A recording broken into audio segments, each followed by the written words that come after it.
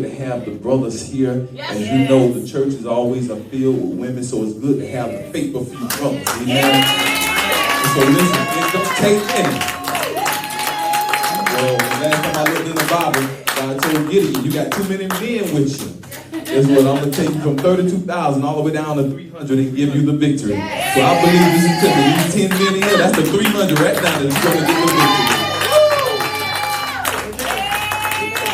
Amen. Well, we don't want to prolong the time, y'all. Let's go ahead and jump right into the word. Father, Lord, we thank you now for this time. Thank you for this day. Thank you for everything that you have done, God, and what you are doing. And now, Father God, I pray that you will forgive me of my sins. And Lord, as I decrease, God, you increase on the inside of me. Give me an anointing to preach, teach your word, God. I pray for your people. Remove any distractions. And I pray, Father God, help us, God, to receive this word, God, even on today. Father, we bless you. Save souls today. Bring back the backsliders. Oh, God, and we who are already saved, give us strength that we may continue to run on, that we may see what the end shall be. And it is in Jesus' name we pray. And everyone said, Amen. Amen. Acts, the 3rd chapter of the book of Acts. I'm going to be reading from verses 1 through 7. Acts 3, verses 1 through 7. And I'm going to be reading from the New Living Translation. And the word of the Lord, it reads as follows. From the New Living Translation. And it reads, Peter and John went up to the temple one afternoon to take part in the 3 o'clock prayer service. As they approached the temple, a man lame from birth was being carried in. Each day he was put beside the temple gate, the one called the Beautiful Gate, so he could beg from the people going into the temple. And when he saw Peter and John and about to enter, he asked them for some money. Verse 4 says, Peter and John looked at him intently, and Peter said, "Look at us." The lame man looked at them eagerly, expecting some money. But Peter said, "I don't have any silver or gold for you, but I give you what I have. In the name of Jesus Christ, the Nazarene, get up and walk." Oh my. Then Peter took the lame man by the right hand, helped him up, and as he did, the man's feet and ankle bones instantly were healed and strengthened. Let me bring your attention back to verse number 6 as I tag the text. But Peter said, "I don't have any silver or gold for you, but I give you what I have. In the name of Jesus Christ of Nazareth, get up and walk." All right. I want to talk y'all on this Men's Day service from the subject. It's in the text. Get up. Get up. Get up. Somebody shout, get up. Get up. Amen. Amen. God bless you, Minister Vic. God, thank you so much. It was Jesse Jackson that said, and I quote, "The only time you should ever look down at someone is when you are helping them get up." Come on. All right. No matter who you are, everyone at some point will eventually need some help. None of us are exempt, y'all, from falling. No matter who you are, no matter who we are, no matter what our title is, no matter how old or young we are, no matter your education, none of us are exempt from falling. As a matter of fact, you really will see who's really with you when you're down. All right. Even as the apostle just got finished talking about that when she was going through and she reached out to me, but I have a testimony even myself, because even though, y'all, we are transitioning now, and Lord knows we've been where we were 7 years, but we had got a 30-day notice for us to vacate the premises. And while we was going through those transitions, y'all, there was some people that was there for me that I thought wasn't going to be there for me. You just never know where your help going to come from, but you really find out who's going to be there with you when you're going through. Some of us now, we call people our friend. We think somebody is really with us. Some people say they'll be with you when you went through the thick and thin, but as soon as they get a little thick, they thin. Right on out. Y'all know how it goes. We're in the season now where God is exposing who's really real and who's really in your corner. Sometimes God allows that stuff to happen just so you will see what you're working with.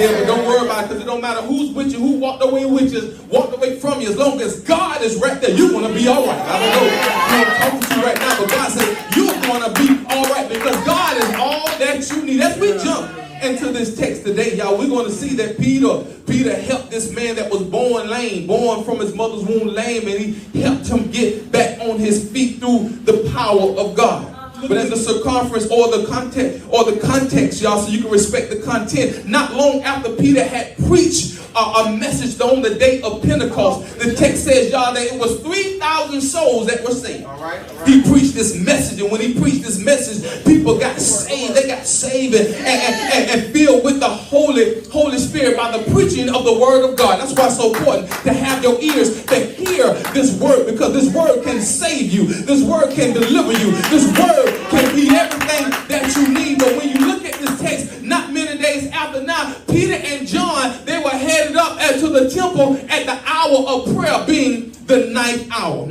So we must understand that prayer is important. No matter Peter's accomplishments, he still believed in the power of prayer. No matter what the Lord had done for him, he realized that prayer was very, very essential. And I'm going to tell you something. We should always be praying. Y'all, let me tell you something. It's 2 times that you should pray. Y'all want to know what them 2 times is? When you feel like it and when you don't. Because the Bible tells us that man ought to always pray and faint not. It was Dr. Martin Luther King that said, and I quote, "To be a Christian without prayer is no more possible than to be alive without breathing." I like this particular text, y'all, because Peter and John, they went up together at the hour of prayer. They went up together, not by themselves, because it's power in unity. Oh, it's power in unity, y'all. See, we got to understand it's more than just the pastor's or the woman of God's job to pray. It's all of our job, y'all, to get on our knees and pray. Whenever we're going through something, we have to learn how to pray one for another. For the Bible says that iron sharpens iron, and a man sharpens the countenance of his friend. We got to understand that where there is much prayer, there will be much power. Oh, come on now. See, sometimes we think that it's the pastor's job only to pray. But don't you know that the pastor needs prayer too? Everybody's having heard her say that she's tired, and right there and there somebody says, "I'm praying." Oh, for the woman of God. It's praying time. I don't know who I'm talking to right now, but God said it's praying time. And if you ain't praying right now, keep on living. Life will give you something to pray about. Oh, them kids I have you praying. That job I have you praying. People, life will have you on your knees and praying. We see it, y'all. We see it in the text that Peter and John, they went up together at the hour of praying, being the ninth hour. Y'all know, I be seeing the woman of God always having prayer service. Always, come on now. It should be packed just like this when it's time for prayer service. If you can't say amen, just say it's all right, because they've been there, done that. I'm telling you, we got to understand that prayer is important. It's amazing. We know we need prayer, but it's so hard for us to make it to the house of prayer, y'all. We need to be in the house of the Lord. Peter and John, they went up together at the hour of prayer, the ninth hour, being it was 3 o'clock, to pray unto the Lord, because we got to understand that there is power in prayer. But I like the text. As we come to the circumference of this text, y'all, we're going to see the impotent man, because the text said that there was a certain man that was lame from his mother's womb, and which was carried daily. Y'all, please hear the text, y'all, because I'm a teacher, preacher. Daily to the temple to ask alms of those that went inside the temple. We see a man that was born in a bad condition, but he didn't let anything stop him. You see, sometimes, y'all, we just have to learn to make the best out of a bad situation. And see, sometimes it's situations that happen that's out of our control that we have to learn to make the best out of, because this man here, he was born lame. It was out of his control, but the text said that he was carried daily to the temple to ask alms of those that went on the inside. We don't know what arrangements, y'all, he made with people. We just know that he was carried there daily. Oh, y'all want to know what my point for that particular thing is? People get to wherever they want to go. This man was lame, but yet he still got to where he wanted to go. See, right now, we can't even use the pandemic as an excuse anymore. Because the truth of the matter is, people are still going on vacations. restaurants are filled, but the only place that's not packed is the church. It's time out, y'all, for excuses, y'all. It's time out for excuses. I heard someone say, y'all, that excuse ain't nothing but the skin of a reason stuck with a lie. See, we just need to learn how to just be honest about some things. Just be honest about the situation. The lame man was carried daily to the temple to ask alms of those that went on the inside. Folks go to wherever they want to go. Folks will get to wherever that they want to get. Y'all, I have a 96-year-old granny. 96 years old, y'all, and I'm telling you, when she get ready for church, she has to get up like 5 o'clock in the morning just to get ready for church on 11 o'clock, y'all. So guess what? Listen to me, when you really want to get somewhere, you will get there. See, when something is important to you, you'll make adjustments, but if it's not, you'll make excuses. Oh, I'm trying to help somebody today. Tell your neighbor, don't make excuses, make adjustments. You got to make adjustments when you really want to get somewhere. This man was carried daily. He was consistent. See, we got to be consistent. The same way that we in here this Sunday, we should be in here next Sunday too. We got to be consistent, because sometimes your blessing is in your consistency. Your blessing is in your praying. That's why the Bible says, ask and you shall receive. Seek and you shall find. Knock and the door it shall be open. I don't know who I'm talking to right now, but you just may be one church service away from your breakthrough. You just may be one prayer away from your breakthrough, but you got to be consistent. I got one more service. I got to try to bring this thing on in here. And we see y'all the impotent man. Come on, y'all sit on, y'all trying to push me. I got to try to preserve myself. We see this impotent man. He was lame from his mother's womb. It was a situation he could not control. But yet he still made the best out of the situation. He was sat down on his post. He was at his post regardless of the situation. He was at his post. I know this Men's Day, but I'm just feeling something to push me. You got to stay on your post. Come on, because the woman of God needs you to be on your post. Come on, the woman of God is looking for you to be on your post. This man was carried there daily to ask alms of those that went inside the temple. But the text said, y'all, that when he saw, please understand the text, when he saw Peter and John about to go in, he asked them for an alms. In other words, the interruption. They was interrupted as they was getting ready to go inside the temple. Peter and John was a little late to church due to being stopped by someone who had been looking. I'm going somewhere, stay with me. Because when he saw Peter and John about to go in, he wasn't quite in, they wasn't quite inside, but about to go in, he asked them for an alms. He stopped there. In other words, it was all eyes on them. It was all eyes on me. Come on, with my young people that y'all know part. All eyes on me. We have to be careful, y'all, how we live our life. Why? Because somebody's always watching. Be careful how you live your life, because some people are always watching. We don't want to cause someone else to stumble. That's why we have to be careful how we live our life, especially if we proclaim to be a Christian, especially as we proclaim to be a man of God, or woman of God. We got to be careful how we live our life, because the truth of the matter is some folk will never come inside the building. Sometimes you just might be the only Jesus people see. Okay, y'all, I know y'all mind is being intrigued right now, but you still can get into the message. You still can shout on amen, and you can shout when there's an ouch too. You may be the only Jesus that people see. That's why we have to walk, y'all, in integrity. Integrity. Somebody asked me a question, what is the integrity? I heard someone say that the definition of integrity is who you are when no one else is watching. That's why it's not good to live your life looking around, but you have to live your life looking up, because God, He's always watching. God is always looking for the eyes of the Lord in every place, beholding the evil and the good. The Bible says, who seen Peter and John about to go in the temple? He asked them for an arm. I'm going to tell you, your greatest witness is your lifestyle. Your lifestyle is your greatest witness. So I have a question. Can I be nosy? I just want to ask you how you're living. How you living right now? Not just only in the church, y'all, but how you living when you leave from the church. You know why? Because somebody watching. Somebody is looking. For the Bible tells us, let your light so shine that people may see your good works and glorify the Father that is in heaven. You got to let your light shine at your job. Let your light shine inside the house. Let your light shine no matter where you go at. See, right now, y'all looking at me right now, but it's all right because God is giving you another chance that you got to let your light so shine. Let it shine. Keep on serving in the church because somebody is watching. You can win somebody by your witness.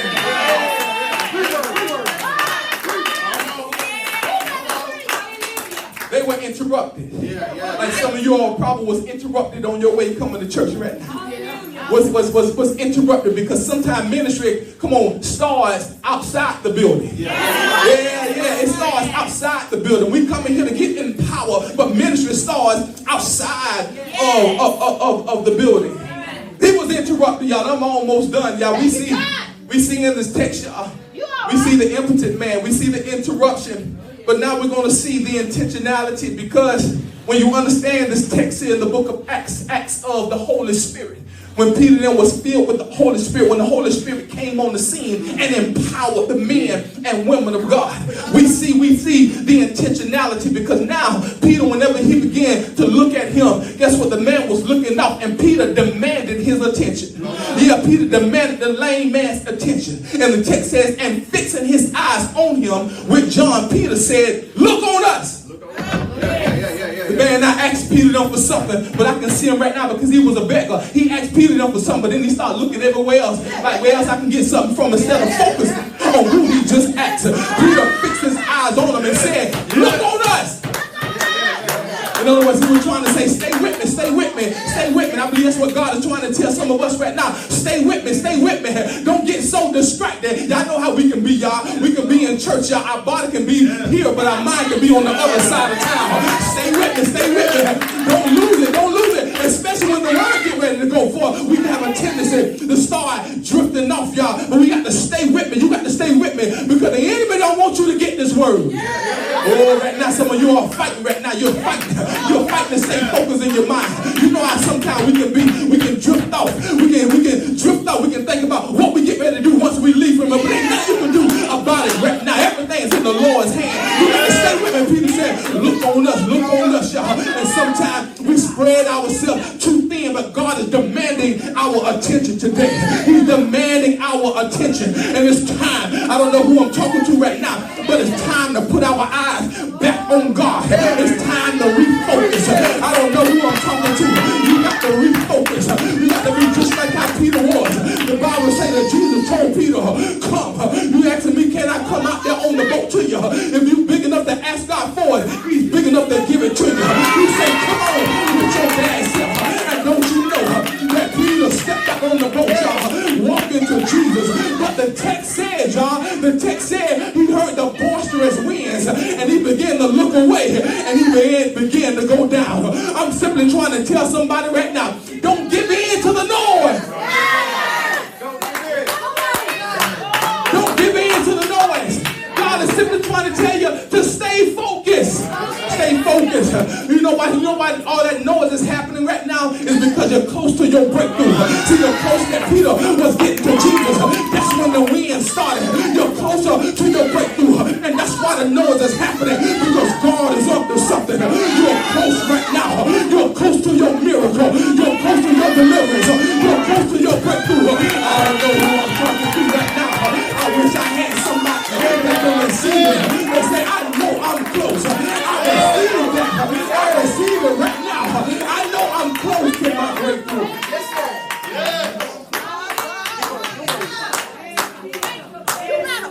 Y'all was praying for the fire. The fire is here, but you're sitting down on it. But it's all right. Yeah, it's coming now. It's coming. But it's still coming. We see the text. We see we're telling them to stay focused. Because God is able to keep thee in perfect peace, whose mind stays on thee. On thee. What is thee? Jesus. Not your job. Come on, not no man, not no woman. But put your mind back on Jesus. We see this text. This text, y'all, this text is a very interesting text. Come on, I see y'all still standing. Come on, let's go and settle down. We're going to be off the roller coaster. We're going to be sitting down, getting up. We're getting our exercise today. We see in the text, y'all, the interruption, the intentionality. Because God is intentional about blessing you. Come on, mother. God ain't through blessing you yet. And he's intentional about blessing you in the evening time of your life. Just to let people know it ain't never too late. I don't know who I'm talking to right now, but God saying it ain't never. Come on, you better go and write that book. Or you better start that business. I don't know who, that's a word right. I'm prophesying right now. God said it ain't never too late. You think you waiting on God, but God said, no, I'm waiting on you.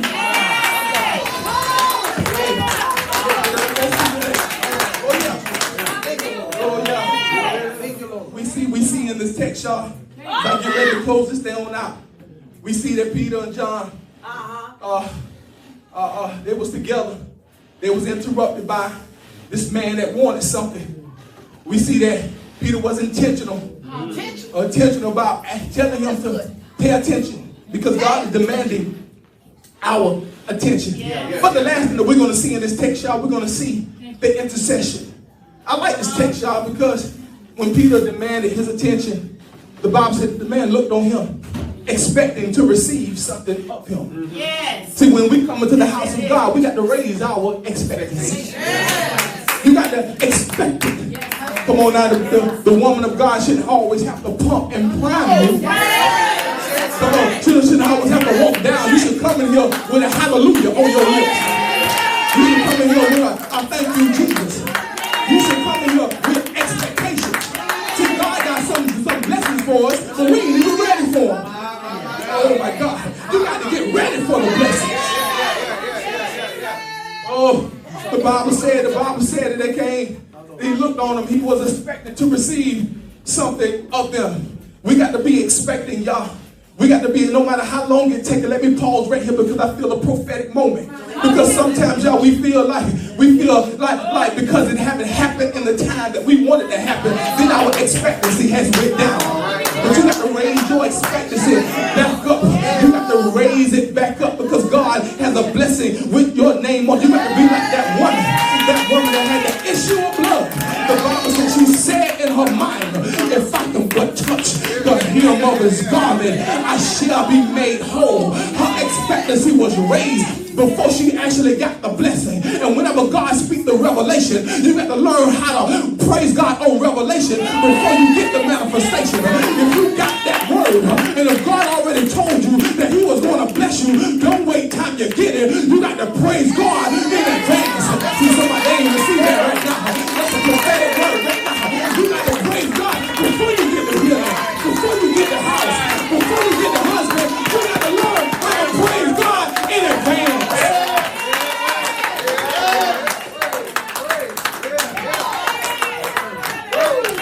I know it's about faith. It takes faith.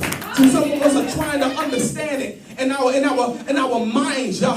We're trying to bring God down on our level. But I want to tell somebody the Bible says God ain't never said understand me before you obey me. He said trust in the Lord with all your heart and lean not to your own understanding. In all your ways acknowledge him and he will direct that path. I'm trying to help the brothers today because I know how the men can be, because I am a man, and sometimes if it don't make sense, we have a hard time embracing it. But you have to walk by faith and not by sight. You got to trust God when you can't even trace God.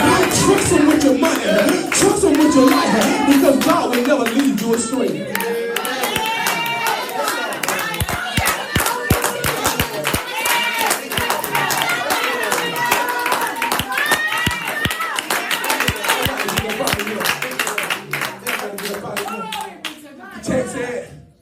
The text said, y'all, that he expected.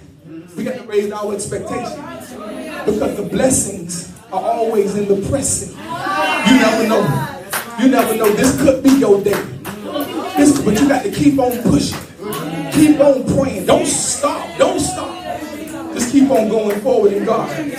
We see the intercession. I like Peter, James, and John. Or Peter and James, Peter and John. He said, silver gold have I none. I don't have no gold to give you. I don't have no money to give you. But such as I have, give I unto thee. Sometimes we think we need more money. But the only thing you need is just a little more Jesus. Simply Lord, have I none. I ain't got no money to give you. But such as I have, give I unto you. See, one thing about God, God may not always give you what you want, but he'll give you. Can I get some witnesses up here? He'll give you everything that you need. Peter intercedes on behalf of the lame man's need. And I'm so grateful for people that pray for me. Y'all, one more time, just sit down. We're going to be back up. Just one second. I'm so grateful. I'm so grateful for the people that pray for me. Y'all need to be grateful that y'all got a pastor that pray. I'm 45 years old. I'll be 46, and I know I would not be here right now if somebody hadn't prayed for me. If mama hadn't prayed for me. If grandma hadn't prayed for me. Somebody prayed for me. Had me.